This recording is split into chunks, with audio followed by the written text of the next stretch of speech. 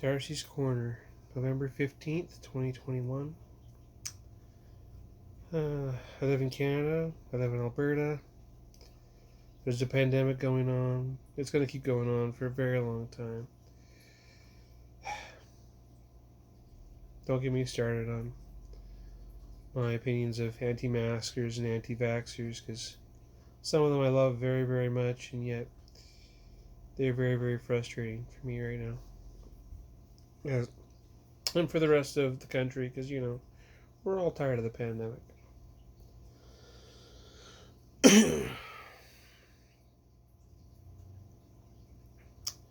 I was talking to a friend at work, I don't know, maybe,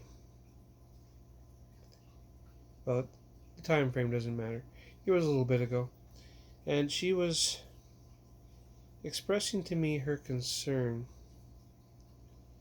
that people were trying to force the transgender issue on children. And she wasn't being mean or cruel, and she wasn't being intentionally ignorant. Like, she didn't understand what she was talking about. But she's just like, oh, it's great for you, but I hate how I don't like when they force it on kids. You can't force this on anybody. It's impossible. The reverse is true, though. We can force cisgender heterosexual norms on kids. That's what was done to me when I was a child. I was forced to endure a cisgender heterosexual puberty. I was forced to conform to cisgender heterosexual norms. And if I didn't do those things, I was chastised, I was condemned, I was mocked. And so it was always safer for me to try to be cisgender and heterosexual. And when you're a little kid, you don't know the difference between trans and gay, of course. And many adults today don't know the difference between trans and gay. I've been reflecting lately, and even though I'm upset or feeling a sense of loss about my situation and about my childhood and about how I was raised, I am aware that I was raised with loving parents. I was raised in a first world democracy where so many rights and freedoms and things that we consider rights, but really they're privileges that we have in this environment. I mean, I've had lots, so that's all good. Still, the other day, I was Snapchatting with somebody, and Snapchat gives you a whole bunch of different emojis, and there's a cartoon version of your face in these different emojis, and one of them was me in a wedding dress.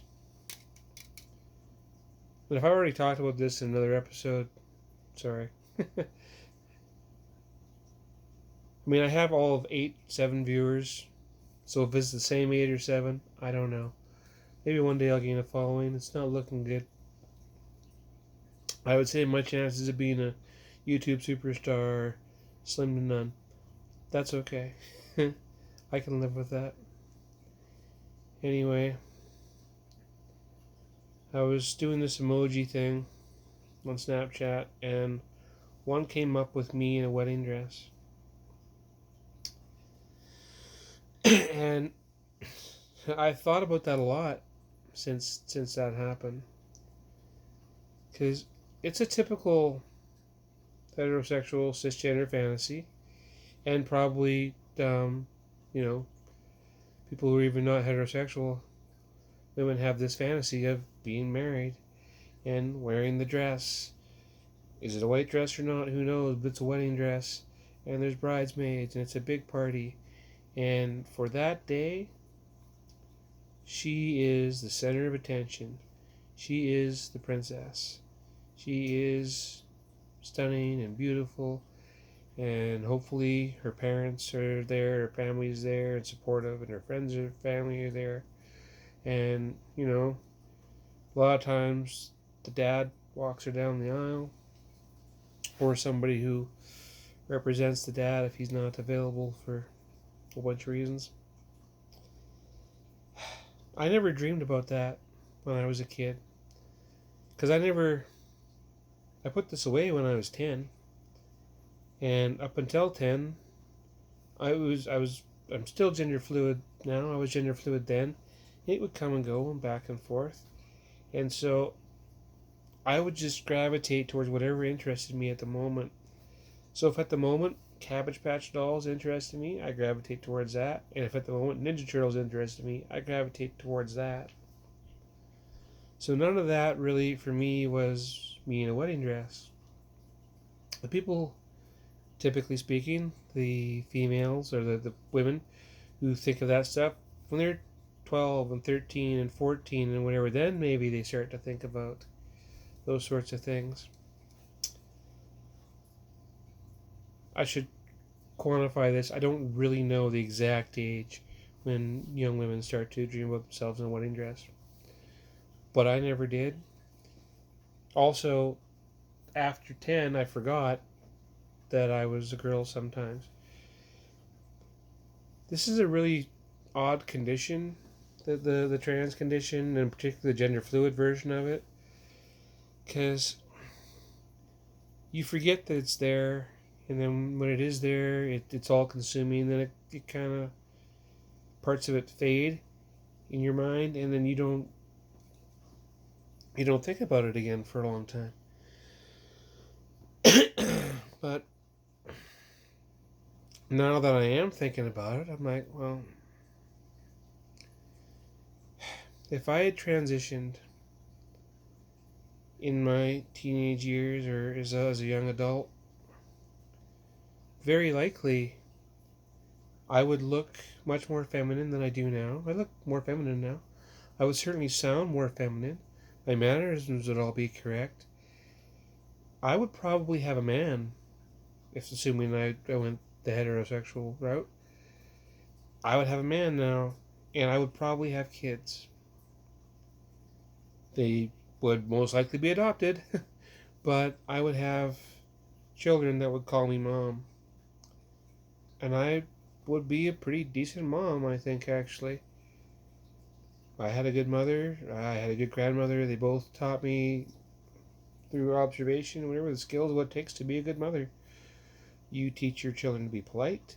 You teach them right from wrong. You kiss their boos. You read them stories. You sing them songs. My mother never once sang me a song, ever. But my grandmother did. She sang me many lullabies. And I did do some of those things with my daughter as a dad, but I never got to be a mom, and I never got to be a wife, and I never got to be walked down an aisle by my dad, or anybody's dad for that matter. I never got to throw a bouquet or be a princess for a day. I don't know that I really...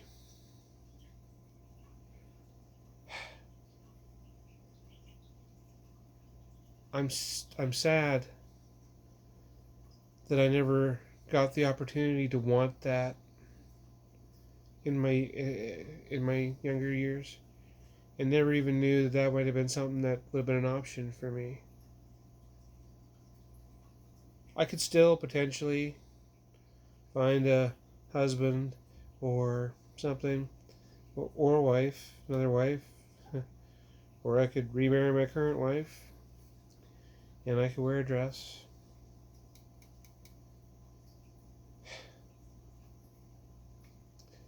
It's just a rite of passage of womanhood to be married, to want to be married, to go through that process that I will never have, most likely. It's painful to try to dream about things or want things that are not going to be available to you because maybe of your circumstances or the other choices you've made. Anyway, that was a pretty incoherent ramble about you can't force this on children. And had I been given this opportunity as a child to express myself, to not have to live as a cisgender, heterosexual male, I might have very well become a young lady, gotten married in the white dress or whatever color it would have been. You know,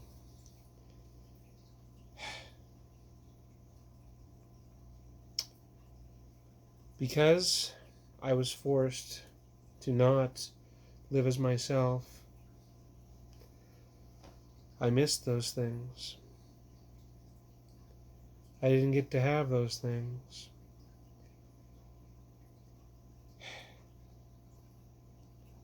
I can't turn back the clock.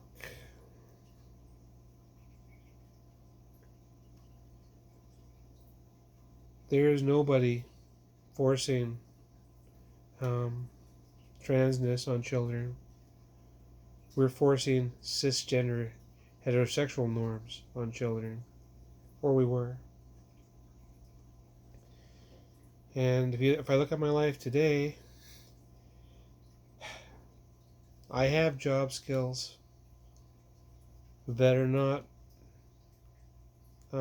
useful to me now. There's not a whole lot of room for a blue-collar transgender woman in rural Alberta. The employment opportunities aren't there for me like they were before. If I wasn't doing this, right now I'd be making $22 an hour at the mill. Which isn't even huge money, but it's better than the $15 an hour I make now at the grocery store part-time. There's a big difference in the quality of life that I can have with the income, as long as I stick to that cisgender heterosexual norm, which I just couldn't do anymore. Being forced to endure a cisgender heterosexual puberty and life today is affecting my life in ways that they make me angry, they make me frustrated, and there's so little I can do to fix my situation other than what I'm doing. It's not doing my current cisgender heterosexual wife any favors. She feels, unhappy, to say the least. A little bit cheated by what this is doing to her now. And she's right, this is cheating her. This isn't fair to her. And this could have been avoided if I hadn't been forced by society. My parents are not and were not bad people. But unfortunately, they thought there was something wrong with gay people. And they told me as much when I was young, and they kept reinforcing it throughout my life. As far as they were concerned, anything to do with homosexuality or gayness or transness was the same as pornography and a dirty movie, and it should never be discussed. How hurtful has that been on my life and the lives of those immediately around me? Anyway, you can't force this on kids. I kind of wish I'd been a bride. I kind of wish I'd had the opportunity to be a mother. Anyway, those are my thoughts for today. That's Darcy's ramble. Out.